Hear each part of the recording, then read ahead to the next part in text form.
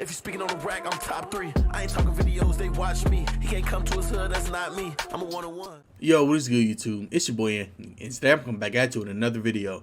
So today, I got something special for you guys, man. I know you guys in the comments have been telling me about this Bronx drill that I should react to this video called The War in the Bronx, man. So I'm gonna check this out so I could be in tune, know more about what's going on, man. So I'm just not out there stuck and asking all the questions, but we're gonna see what they got popping in this video, man. I know the Bronx be crazy, so I'm expecting some crazy stuff and expecting to learn a lot. So let's see. It's the OGs versus YGs in Sevside. The Bronx is a wild place. It's the borough with the most crime and is well known for gang activity. The Bronx drill sound is on the rise and is fueling the deadly war between 3 gangs: the OGs, the YGs, and Sevside. Let's get straight into this crazy beef.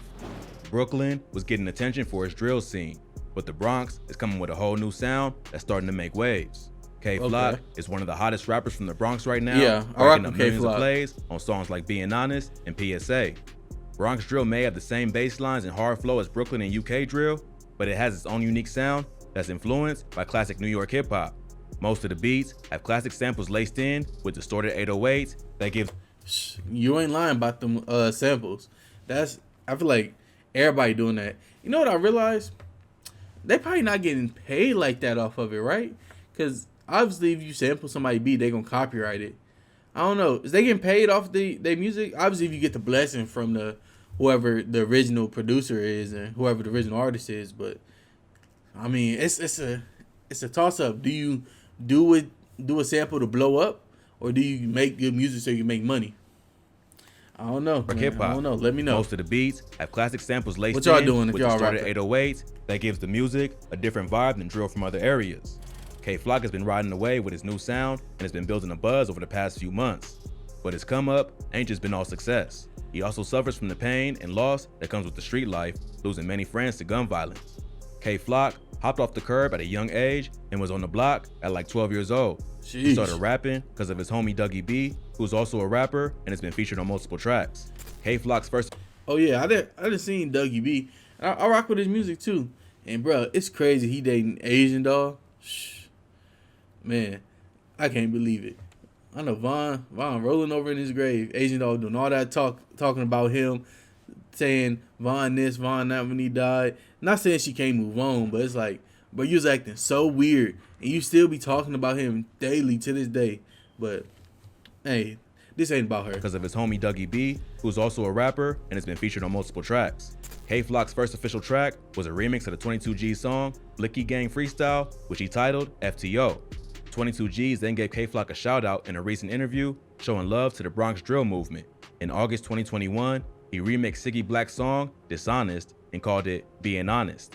That track quickly racked up millions of views and earned That's where it came from. him a feature from G. Yeah, if you guys know, my intro song is G Herbo's verse right here, because G Herbo my favorite artist, man. So when I seen he was rocking with K-Flock, I'm like, G Herbo and K-Flock, who's K-Flock? I started listening, and that's ever since then I've been tuned in with the Bronx drill. So called it Being Man. Honest. That track Shout out quickly G racked up Herbo. millions of views and earned I'm him a pretty sure I feature got put from on G Herbo. anyway. But There's shout also out G rumors Herbo. that he recently signed a 7-figure deal and he's in a good position to take over the Bronx rap scene. But behind all of K-Flock's success is a deadly war that involves his own family members. He's from a blood set around East 187th Street in a hood known as Sevside. Sevside is made up of Mac Baller Brims and Sex Money Murder, and they cool with the Rollin' 80s Crips. Sevside beefs with other gangs in the area, including the OGs, or Original Goons, and the YGs, or Young Gunners. At first, these two was the same gang and controlled a few different projects around Cortland Ave. Just like the BDs and GDs in Chicago, man. It's crazy. I bet you it's gonna be over something stupid. Oh, they fell out because somebody snaked somebody, and it's gonna be something stupid. I guarantee it. That's how it always starts. At first, these two was the same gang and controlled a few different projects around Cortland Ave, not far from Sevside. But one of the founders of the YGs crossed over another top member, so the dudes in his hood split up. What did I tell you?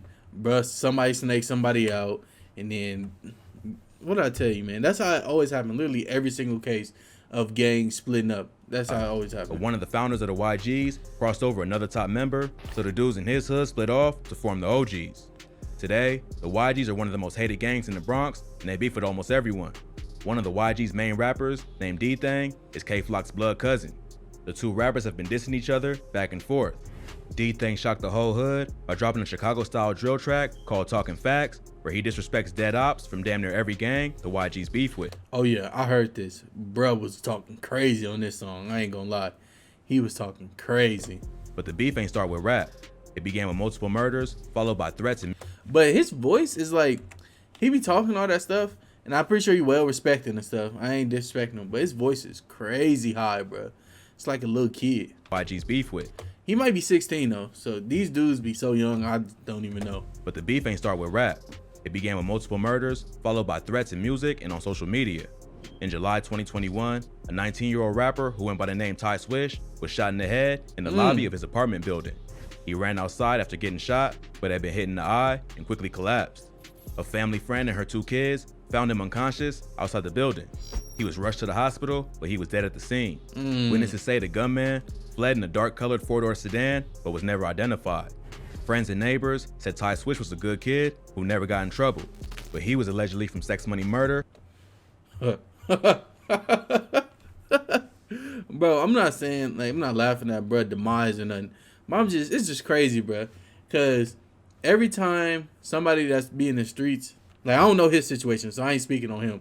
But every time somebody be in the streets and stuff and they pass away, everybody come out the woodworks. Bro wasn't even on that, bro. Bro was cool, man. He was cool. Blah blah blah. And bro, then you see his homies posting, hey, we on the get back, blah blah blah. And they posting videos, little clips of them together. And bro be saying, I'm smoking on this and that. F them, F my ops, this and that. It just be so funny, bro. Cause it just be so funny. Neighbors said Ty Swish was a good kid who never got in trouble, but he was allegedly from sex money murder. Is this him right here in the white? Oh, my fault. Score for his this death. Right here? A few days later, 13-year-old Jerry Elliott was chased down and killed out. 13? 13? Bro ain't even in high school yet. Death. A few days later, 13-year-old Jerry Elliott was chased down and killed outside the Angels Cafe in the Belmont neighborhood. I mean, it don't matter how young you is, bro. You sign up for them streets. You gotta take everything to come with it. Of the Bronx. Jerry just graduated from junior high and was turning 14 later that month. Oh, he just graduated. But even though he was young, he already claimed to be from the Rolling 80s Crips. He had already got arrested 8 times for robbery and assault and spent time in juvie. A friend of Jerry's said the Crips put him on when he was 10 years old and that she tried to warn him about the lifestyle. 10 years old? Hey, bro. I get it that kids be, doing stuff. They be doing stuff at a young age, bro. But if you one of the OGs, bro, say you like 18, 19, bro, and you blessing in a 10-year-old, like, come on, bro. You ain't telling him, hey, man, this ain't what you want, blah, blah, blah. I know sometimes you can't do that for everybody. Sometimes, the people, they just stubborn. This what I want to do, so they will constantly hound you. But if he ain't even try to turn dude away, turn him to a different path, like, nah, bro, stay in school, go hoop, do whatever you do. If he was just like, all right, forget it, man. But he ain't listening. Messed up. The murder was captured on surveillance footage and showed Jerry walking down the street with a friend. No way. Black sedan is seen driving up alongside him, then coming to a stop. A masked shooter then hops out and shoots at both of them. His friend ran away, but Jerry falls and then crawls into a local cafe. He got shot. No. Bro, that's so sad, bro. And all these people is sitting there watching him. I don't know if he was DOA, but or he died on the scene. But dang, bro, that's so sad. Did his friend get hit? Let me see. Alongside him, then coming to a stop. A masked shooter then hops out and shoots at both of them. His friend ran away, but Jerry falls and then crawls into a local cafe. He got shot in the legs and the chest and was rushed to the hospital, but later pronounced dead. Police think Jerry's death was payback for killing Ty Swish. They don't know if he was the killer, but they believe he was there at the time of the murder. Just a few hours after Jerry got chips, the ops got their revenge and a 16-year-old got killed, and police think it was a payback hit. On Sunday, July 11th, a 16-year-old rapper named Rajeez was shot while getting into an Uber. Rajeez. Oh, this make a lot of sense. This is okay. That's why K-Flock and them be saying, he what is that song? He said, "Rah rah." He saw me and ain't let it clap or something, and they be singing "rah rah" up in they lips. That make a lot of sense.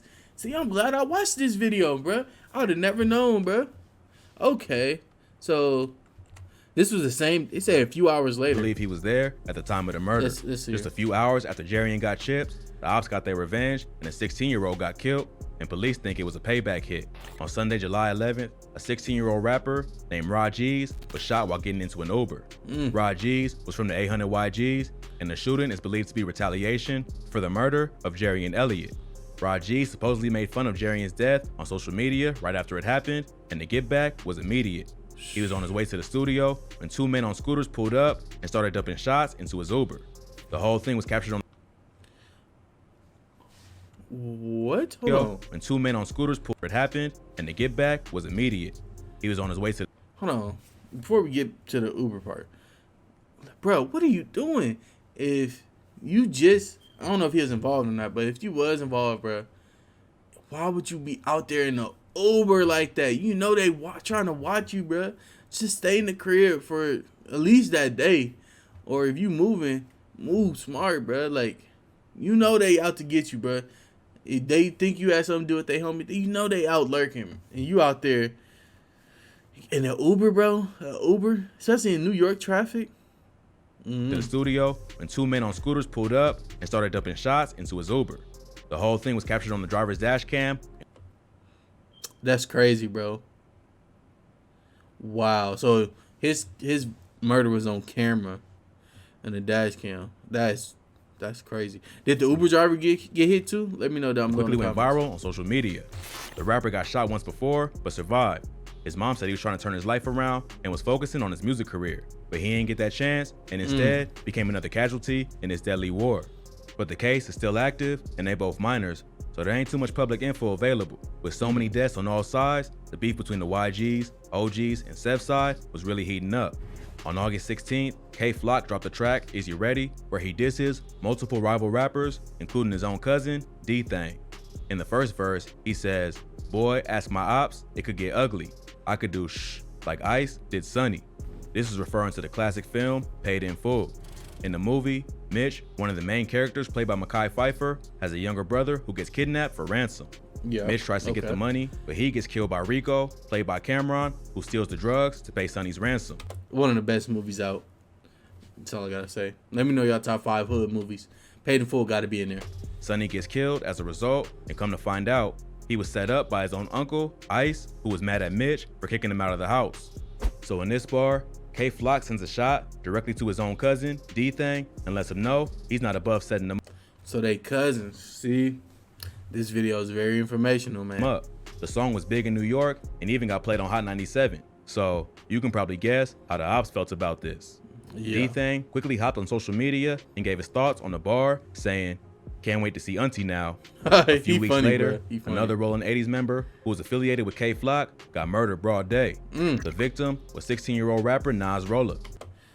Deadass love you, baby boy. I knew I was doing something right, I guess, when you said, nah, deadass love you so, my heart. You got us living life, blah, blah, blah. Okay, bro. We get it. He was killed after two men hopped out of a Honda Accord and popped him in the head and chest in Sevside's hood. Police said that Nas Rolla had a long criminal history and got arrested 18 times already, including 10 felonies dating back to May 2017. 10 felonies? Why you get caught 10 times, bro? Matter of fact, you only got to get caught 10 times to get 10 felonies. But, bro, how you get 10 felonies, bro? 10? He was recently arrested for gun possession and was fighting 3 other open gun cases. After You got caught with a gun 4 times, bro? 4 times? You ain't learned how to move yet? he was recently arrested for gun possession and was fighting 3 other open gun cases. After his death, D-Thang would hop on Instagram and sneak diss Nas Rolla, who was his cousin K-Flock's right-hand man, suggesting he might have got set up. Right around Bro, I hate that sacrifice stuff, bro. Because they be saying Dirk sacrificed Vaughn. Every time a rapper lose somebody that's in their entourage or close to him, they always say, It's a sacrifice. Sacrifice, like, bro, shut up, bro. At the same time Nasrullah was killed, D-Thing dropped Talk Facts, which is pretty much the Bronx version of Who I Smoke, where he disses all his ops, both alive and dead. On the track, he samples the song Somebody That I Used to Know by Gautier and throws a sub at a different op in almost every bar. Some disses include Dougie got shot, but he's still in recovery. Sending shots at K-Flock's homie, Dougie B. I didn't even know he he got also shot. says, come on, CJ, you see me when I ain't see you. You ain't even make a move. So how the f when you see me, you gon' shoot? In this bar, he takes shots at another rival rapper from Cortland who dissed D-Thing on the track Kidnap Who after D-Thing said he was gonna kick He dissing the little a boy. move. So how the f when you see me, you gon' shoot? In this bar, Is this who he dissing? This CJ? This CJ little boy? He looked like 8, bro. he takes shots at another rival rapper I from guess. Portland who dissed D-Thing on the track Kidnap Who after D-Thing said Let me know. He talking was about that gonna little kidnap boy? Booba Savage, who was also featured on the track. Oh, Later, he Booba Savage, raps, little boy. Jiggy Man, aka Shot Ek, dumbass got hit. That's word on my mother, they never do shit. Here, he's talking about a rapper named Shot Ek, who's from the OGs and known to go by the name Jiggy Man. So, it looks like Bronx drill is following the same pattern as Chicago and the UK.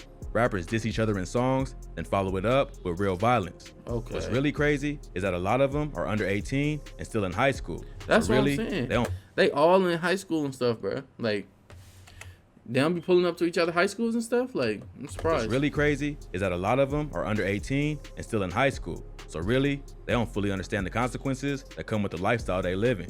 Hopefully, they're paying attention to how hot it's getting in O Block and they cool it down before it's too late.